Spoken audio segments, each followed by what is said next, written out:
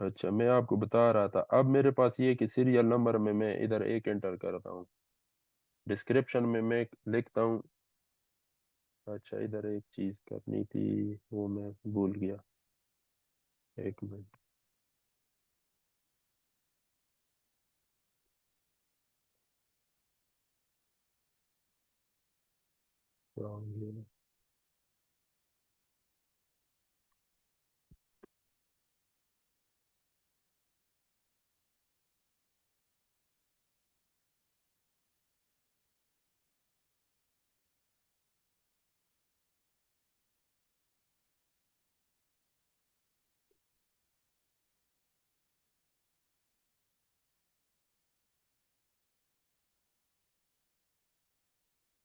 पता नहीं क्या हो।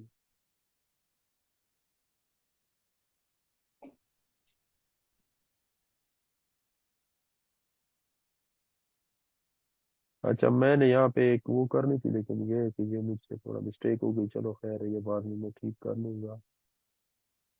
मैंने इंसर्ट करना है यहाँ पे एक कॉलम। हाँ, ये कॉलम इंसर्ट हो गया। अब इसमें मैं एक लिखता हूँ, यहाँ पे मैं इसकी डिस्क्रिप्शन लिखता हूँ कि फुटिंग लिख देता हूँ। ठीक है, ये मेरे पास इसकी डिस्क्रिप्शन है कि मैं फुटिंग का काम कर रहा हूँ, सही है। अब फुटिंग के मैं बॉटम बार लिखता हूँ, बॉटम बार, सही है। अब डायमीटर मेरे पास इसका है Y12, लेबल और डायमीटर ये सारा Y12 आ गया। अब पिच जो है हमारे पास 200 mm है, आपको पता है, सेंटर टू सेंटर। 200 mm को मैं 0.2 लिख देता हूँ, सही है। ये ये इधर गिवन है आपको, मैं अभी दिखाता हूँ। ये किधर गया, फुटिंग का। ये Y12 @ 200 mm centre to centre, सही है। ये इधर गिवन है, तो ये मैंने 200 की जगह पे 0.2 ले लिया है सेंटर टू सेंटर। अब मेरे पास मेंबर कितने, एक मेंबर है। मेंबर का मतलब है कि कितनी फुटेंग्स हैं, एक ही फुटेंगे मेरे पास। अगर आपके 10 कॉलम है, फिलहाल हम एक का कर रहे हैं, लेकिन ये है कि हमारे पास वैसे तो हमारे पास हाँ, ये कैलकुलेशन मैं आपको बता दूं। अब हमारे पास टोटल रनिंग फुट में 2100 रनिंग फुट हमारी दीवार है। रनिंग फुट नहीं, रनिंग मीटर में। अच्छा, ये भी मैं आपको बता देता हूँ। ये दीवार हमारी 2100 रनिंग मीटर है, ठीक है। अब इस ड्राइंग में ये बताया हुआ है कि ये जो ब्लॉक वर्क का जो पेच है, ये पोर्शन 4.7 मीटर है। तो अगर मैं इसको 4.7 मीटर से डिवाइड करूंगा तो मेरे पास पिलर आ जाएंगे सारे, मतलब सारे पोर्शन आ जाएंगे। तो हर पोर्शन में एक एक पिलर है। तो ये कि आखिर में, मतलब एक पोर्शन खत्म होता है तो एक पिलर आता है, फिर खत्म होता है फिर एक पिलर आता है। और जो एक पिलर स्टार्ट वाला, सबसे पहला वाला, तो फिलहाल मेरे पास आएंगे, अगर मैं 2100 को 4.7 पे इस वैल्यू से डिवाइड करूंगा इस वाली से, तो मेरे पास 446.8 ये पिलर आ रहे हैं, कि ये इतने पिलर है मेरे पास। +1 करूंगा, जो पहला पिलर है वो भी ऐड करूंगा। ये फार्मूला है ना। तो ये मेरे पास 447 आ गए हैं, 447.8 आ रहे हैं। तो आप इसको 447 समझ लें, या 447.8, या आप 448 कर लें इसको। तो ये मैं इसको 447 कंसीडर कर लेता हूँ, चलो। अच्छा, इसको क्रॉस चेक दोबारा करना भी है, तो 447 ज़रब 4.7। तो अगर आप 447 को 4.7 से दोबारा मल्टीप्लाई कर लेते हो तो ये 2100.9 आ रहा है। 2100.9, मतलब 2101 मीटर ये इस तरह कंसीडर हो रहा है। तो मैं इसको अगर 446 करता हूँ तो ये 2096 आता है, तो 447 ठीक है बस। अब नंबर ऑफ मेंबर मेरे पास 447 हो गए हैं, जो मेरे पास पिलर है वो 447 पिलर है, तो फुटिंग भी 447 आ जाएंगे। सही है। अब नंबर इन ईच मेंबर। हाँ, अब मुझे नंबर फाइंड करने के ईच मेंबर में कितने नंबर हैं। ये अच्छा, अब मुझे फाइंड करने के एक में कितने हैं, तो ये मेरे पास टोटल लेंथ थी, सही है, इधर तक। ये ये मेरे पास थी 800। सही है। माइनस मैंने साइड कवर माइनस किए थे। 0.8 माइनस 0.04 एक कवर था, माइनस 0.04 दूसरा था। तो 0.72 इसकी मेरे पास लेंथ आ रही थी सरिये की, जो सरिये जो बेचेगा। तो 0.72 आ रही थी स्ट्रेट जो थी। सही है। 0.72 डिवाइडेड बाय 0.2।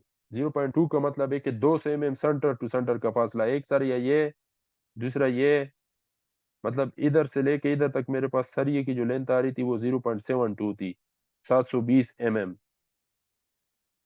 तो एक इधर से शुरू होगा, जिस तरह पिलर शुरू हो रहे थे, तो इसमें भी वही तरीका है कि total length divided by centre to centre spacing. Centre to centre spacing मेरे पास ये है, ये इस सरिये से इस सरिये तक, फिर इससे इस तक, ये दूसरे दूसरे तक। तो ये 200 mm मेरे पास सेंटर टू सेंटर स्पेस है। सही है। तो 0.72 डिवाइडेड बाय 0.2 जो मेरे पास सेंटर टू सेंटर है, ये 3.6 आ रहा है। ये मैं नंबर ऑफ बार्स कैलकुलेट कर रहा हूँ। क्या? Number of bars. Number of, मैं हाथ से लिखता हूँ,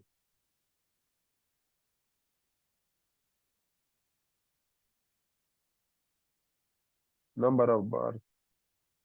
आप इसको समझ लें बस, number of bars is equal to length of bar divided by centre to centre spacing plus 1। ये आपका फार्मूला है। Length divided by centre to centre spacing plus 1। सही है। तो ये इस एक डायरेक्शन में जितने सरी आएंगे तो वो आ जाएंगे। अब इसमें ये है कि अगर मैं ये वाली साइड के सरिये कैलकुलेट कर रहा हूँ कि इस साइड में सरिये कितने आएंगे। सही है। तो ये इस सरिये की लेंथ आप मतलब कंसीडर होगी, इसके लिए नंबर होंगे, कंसीडर होंगे। मतलब नंबर तो इधर से कैलकुलेट हो रहे हैं, इस सरियों के, सरिया कौन सा है जो इस तरह जा रहा है उसकी नंबरिंग कैलकुलेट हो रही है। अगर आप इनकी नंबरिंग करेंगे तो इसका मतलब ये वाले सरिये की होगी। समझ आ गई? तो आपने लेंथ वो वाली लेनी है जिन सरियों की हो रही है कैलकुलेशन। तो मतलब अगर मैंने इस तरफ की कर रही है तो मैं ये नंबर्स कैलकुलेट करूंगा। नंबर को कैलकुलेट करने के लिए लेंथ ये वाली आप लोगे, लेकिन नंबर को कैलकुलेट करने के लिए ये वाली लेंथ लोगे। नंबरों के लिए ये वाली लेंथ सिर्फ कंसीडर करोगे, बाकी जो लेंथ यूज होगी वो ये वाली ही यूज होगी जो इस साइड की होगी। सही है। तो ये अब नंबरिंग की कैलकुलेट करने के लिए मैं ये वाली साइड ले रहा हूँ, तो ये वाली और ये वाली साइड फिलहाल इस केस में मेरी सेम है। 800 mm थी तो उसमें से साइड कवर माइनस किए तो वो 720 mm आ गई। तो मैंने 0.2 से डिवाइड किया, 0.2 से, तो ये आ गया 3.6 प्लस 1, तो 4.6 हो जाएगा। प्लस 1 4.6। 4.6 कन्वेंशनली जो साइड पे होता है ये तकरीबन 4 सरिये इसमें आ जाएंगे। सही है। 4 सरिये। तो इसमें ये 4 सरिये आएंगे। अब ये 4 आ गया। ये नंबर ऑफ बार्स आ गए कि कितने बार आएंगे एक साइड में। अब मैं अपने एक्सेल में जाता हूँ। इसको,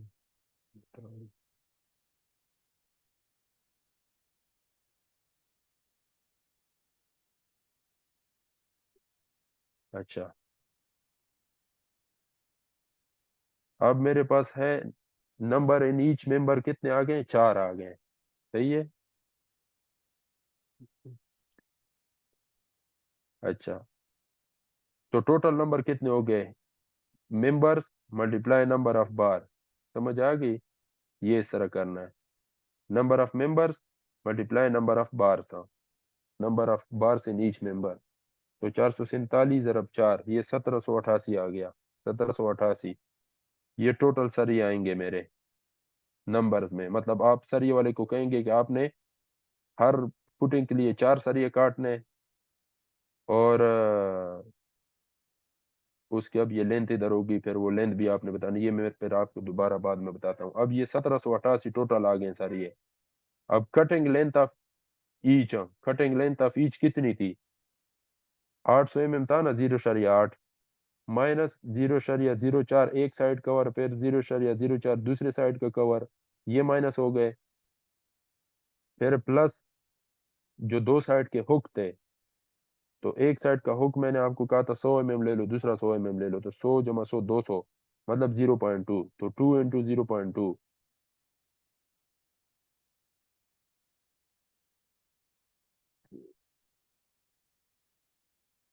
तो 2 × 0.1 मतलब 0.2 हो गया 200। 0.2 आपने ऐड कर दिया है, तो ये हमारे पास कटिंग लेंथ इसकी आ गई। फिर ये था कि ये जो ग्रेड है सर ये का, ये बहुत अच्छा है, तो इसमें हमने वो जो 90 डिग्री वाला जो बेंड था उसकी भी वो दो ऐड करने हैं। वो एक 90 डिग्री बेंड का एक साइड जो है वो 2D के बराबर है। तो डी हमारा डायामीटर है, वो बार का डायामीटर ये है 12 mm एक एक का। तो एक वो मैं,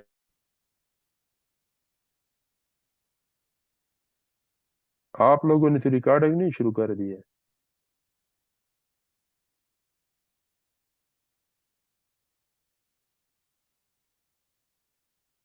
नो सर। अच्छा, ये पता नहीं इसको क्या हो गया। स्क्रीन मेरी शेयर है आपके साथ? पहले थी, अभी नहीं है। अच्छा अच्छा, ये ऑटोमेटिकली मेरे ख्याल में कोई मसला हो गया इसके साथ।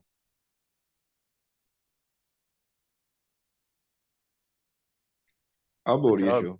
अच्छा अच्छा, आप लोग अपने स्पीकर ऑन रखें, क्योंकि मैं बीच में पूछूंगा ताकि मुझे जवाब दो, इस तरह ना हो मैं लगा रहूं और आपको समझ ना आए। Okay sir. अब ये जो मैं कैलकुलेशन कर रहा हूँ ये कटिंग लेंथ की, ये आपको समझ आ रही है थोड़ी बहुत? जी सर। अच्छा, मैंने साइड कवर माइनस किए, फिर मैंने उसमें 100 100 mm के हुक दो डाले, 0.2 हो गया। 100 100 mm मतलब 200 mm, 0.2 ये ऐड किया है, ये ऐड करना है। फिर क्योंकि मेरा ग्रेड अच्छा है, तो जब सरिया बेंड होगा तो उसकी लेंथ डिक्रीज होगी। सही है, तो डिक्रीज होगी, तो उसकी वजह से मैं उसमें वो जो जो डिक्रीज होगी वो मैंने ऐड करना है उसमें। तो एक बेंड है 90 डिग्री बेंड, वो है 2D के बराबर, और डी हमारा है 12 mm, तो 2D मतलब 12 दूनी 24, 25 mm 1 इंच होता है, तो 24 आ रहा है, मैं उसको 25 कंसीडर कर लेता हूँ। क्योंकि उधर फिर सरिये वाला जो है ना 24 mm के पीछे किस तरह पॉइंट्स में वो उसकी कटाइयाँ करेगा, तो आपने इस चीज को भी ध्यान रखना है। 1 mm वगैरह बंदा ज्यादा रख सकता है। तो 25 mm अगर एक साइड का है, दूसरी साइड का 25 mm, 50 mm मतलब आधा इंच, तो 0.05 में इसमें और ऐड कर दूंगा, तो ये मेरा आ रहा है 0.97। सही है, वो जो मैंने आपको कैलकुलेट करके बताया अभी था 0.97, ये मेरी कटिंग लेंथ है मीटर में। सही है, अब टोटल लेंथ था, तो 0.97, 0.97 जरब टोटल नंबर है, टोटल लेंथ जरब टोटल नंबर। समझ आ गई? तो उसकी ये टोटल लेंथ आ जाएगी। मतलब एक सरिये की इतनी लेंथ है और इतने सरिये हैं, 0.97 इंटू 1788, तो ये आ गया। टोटल लेंथ मेरे पास आ गई 1734.36, ये मीटर में आ गई है। सही है, टोटल लेंथ। अब unit in unit weight in kilogram पर मीटर। अब किलोग्राम पर मीटर के लिए, एक मिनट, तो ये सही नहीं है।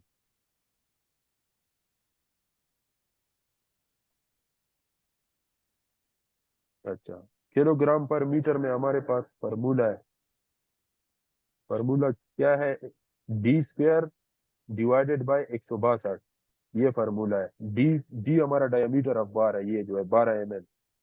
तो डी स्क्वायर का मतलब है 12 × 12, 144, जरब डिवाइडेड बाय तकसीम करना है 162 से। तो 162 से तकसीम करेंगे तो ये 0.12 mm का आ रहा है, 0.88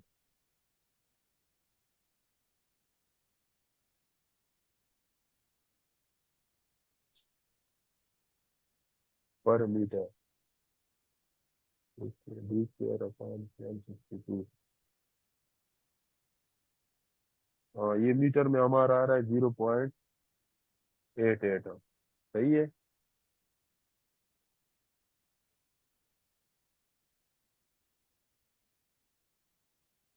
अच्छा, अब है टोटल वेट। तो ये किलो यूनिट वेट किलोग्राम पर मीटर, मतलब 1 मीटर सरिया, ये जो सरिया आ रहा है हमारे पास ये 12 mm का, 1 मीटर में 0.88 किलोग्राम है, होता है ये फार्मूले के मुताबिक। सही है। मैं ये फार्मूला यहाँ पे आपको मेंशन कर देता हूँ, डी स्क्वायर डिवाइडेड बाय 162। ये फार्मूला है। तो इसके जरिए डी हमारे पास है डायमीटर 12 mm। तो आपने इसको 12 mm में ही डालना है। ये फार्मूला जो है इसमें डायमीटर mm में आएगा, तो जवाब आएगा किलोग्राम पर मीटर में। 0.88 इसके साथ मल्टीप्लाई करना है आप। 0.88 जरब 1734.36, ये हमारे पास आ गया है 1526.236। ये तो आ रहा है। ये आपको मैंने इससे कर दिया, 24 कर दिया था। ये नहीं। सही है। ये टोटल वेट हमारा आ गया किलोग्राम में। अब ये इस सरिये का टोटल वेट है जो बॉटम बार है। अब हमें पता है कि जो बॉटम में मार्जिन सेंटर करता है, इशारों में मार्जिन सेंटर करता है, क्योंकि ये वाला सेक्शन भी इसी तरह होता है।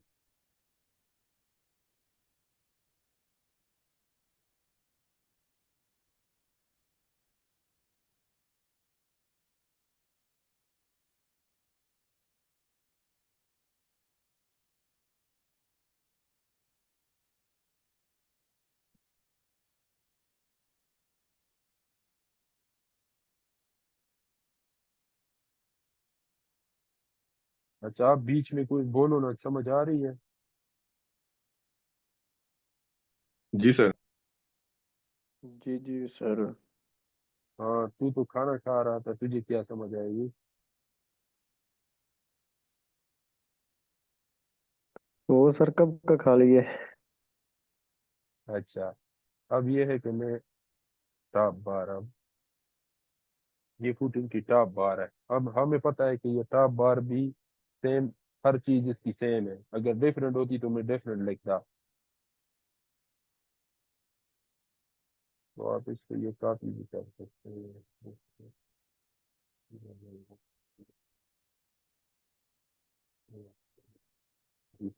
एंटर कर लेता हूँ। चलो, ये कुछ मैंने एंटर किए हैं, ये मैं बाकी नहीं कर रहा हूँ।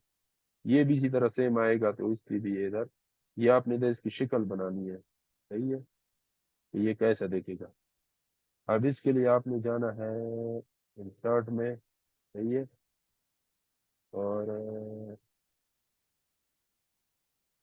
insert में,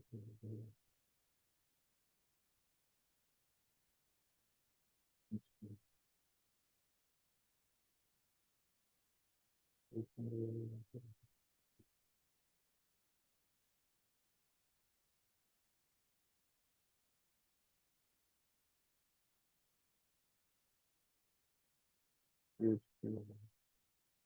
ये शेप्स ये में आपने जाना है। सर इंसर्ट शेप शेप से हो जाएगा।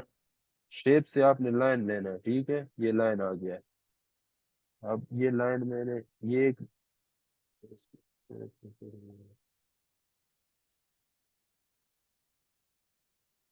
मेरी डाल गई है उसको मैं रिमूव करता हूँ।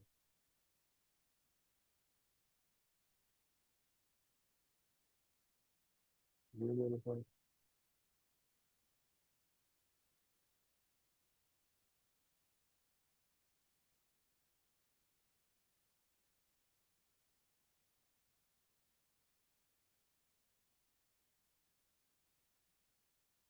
चलो ये मेरे पास लाइन है, अब मैं दोबारा एक और लाइन लेता हूँ।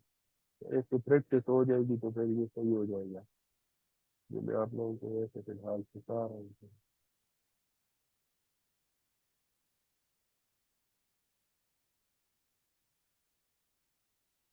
अब ये तो सीधा सीधा था, किस कुछ में बेंड होते हैं।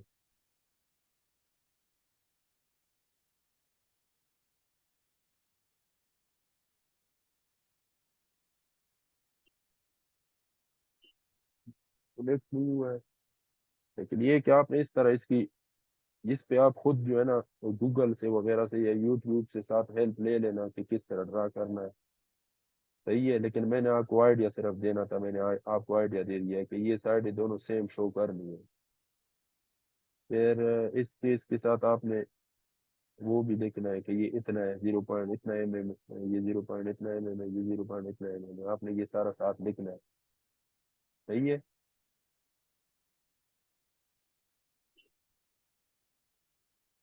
इसके लिए इधर ऑप्शन मौजूद है, लेकिन अभी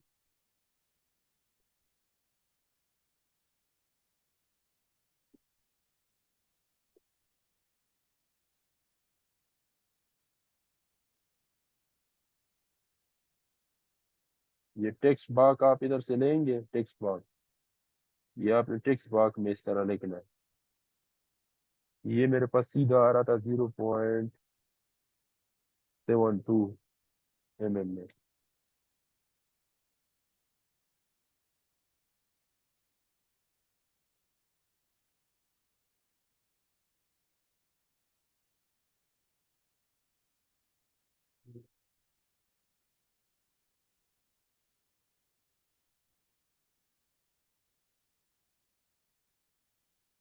इस बात में-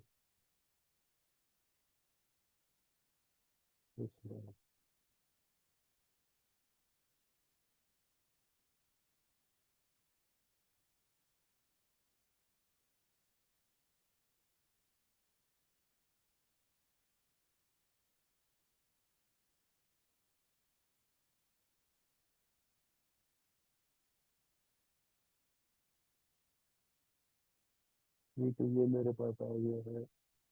ये ये आपने एंड पॉइंट, ये हो गया ठीक है। ये तो थोड़ा ऊपर है।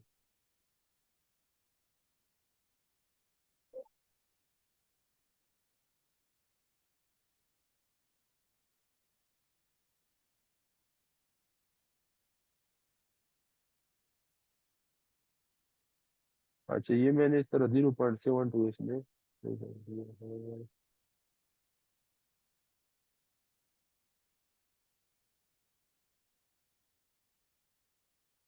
ये इस पे आप लोग फिर प्रैक्टिस कर लेना, जिस तरह मैंने अभी 0.72 लिख दिया, इस तरह इधर जो इसका आ रहा था, इसकी वैल्यू आ रही थी, वो थी 100 mm। 0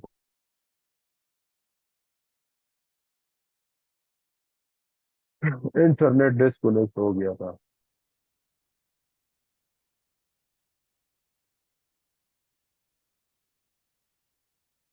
हेलो।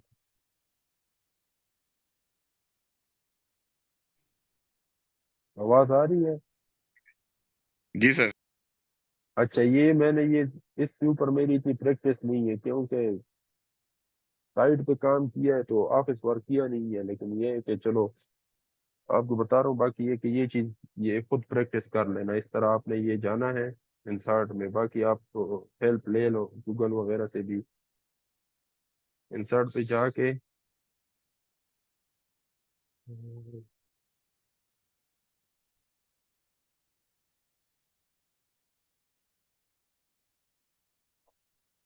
इसको पता नहीं क्या मसला हो गया।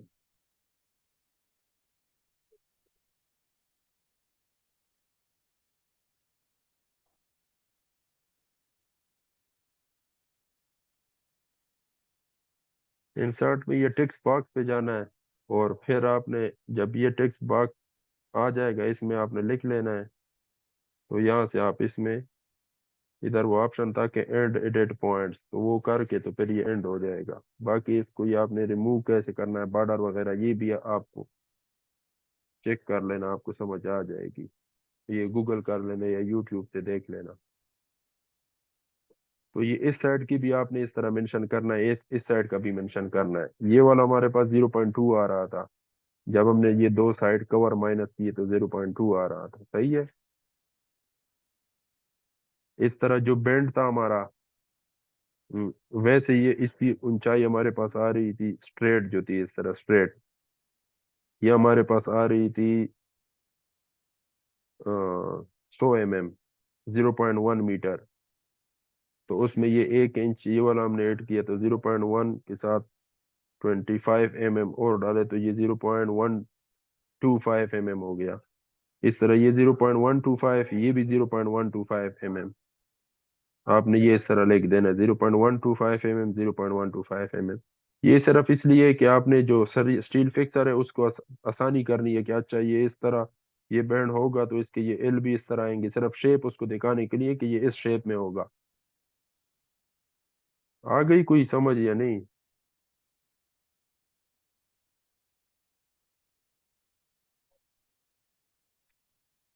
जवाब तो दे दो। जी सर, जी सर।